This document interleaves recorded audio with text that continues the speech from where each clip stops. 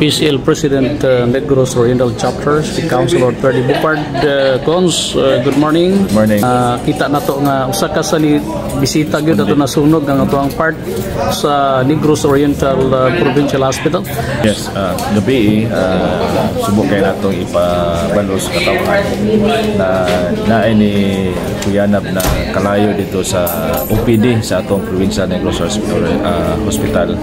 And then niresponde mi dito kauban ni Governor Chaco o ni Board Member Macias kaya mo itanaw sa status na sunog dito ang duha ray possible na cause. It's either faulty wiring or naabay cellphone charger. So, wala pa yun na ito na-determine until such time na ang Bureau of Fire mahatag yun sila report. Ang sunog dito katong mga dokumento kani mga kani X-ray film na dali mo kani siyang siga. So pag siga niya dili kalayo asok kaning smoke ba kaning sirog ani niya ang third floor ni saka man ang aso dito sa taas.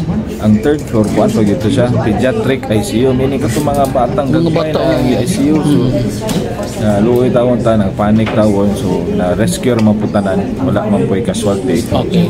Pero among nakita na medyo dasok kay dito sa ER o dito sa karaan natong hospital.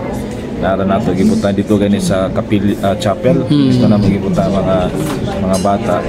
And nagstorya ning doktor gabi more or less na ay mga 71 ka bata. So ingon si Governor Chaco na karong adlaw paspasan gito limpyo tong aso na ni sulod kay halang mas mata. Dayon limpyuhan ang bongbong para mawala ang baho.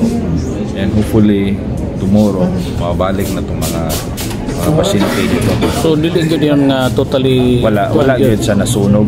Wanda to siya kanabang marabag kaning nisugod na ba? Dukot na siya sa mga dokumento, mga papel at mga film pagdukot niya ni asug sa maayo. Mo to'y sakit kay mata kay asuman. So ni-responde pa dayon nato ang Bureau of Fire. Okay ra kayo gyud, wala gyud siya nakasiga. Pero unfortunately since pasak ng tanan ato ang mga laboratory equipment ko dito medyo nangabasa mo tong di sa gusto siya pa andaron. Wala to mga mala. Pero sa na to sa ma-operate balik. So kaloy Ginoo ay ra man po. Wala man po yung mga nangamatay o sa diyan. So at least magamit ra gyapon ang building. Magamit ra dayon to. Kaya wala man yun sa nasunog. Ang ato lang is baho o kaning naapay sakit sa mata ning asuba. So basi karon na nangawala na, impyuhan na to siya din balik ng mga pasyente. Thank you, Cons. Thank you, Jim.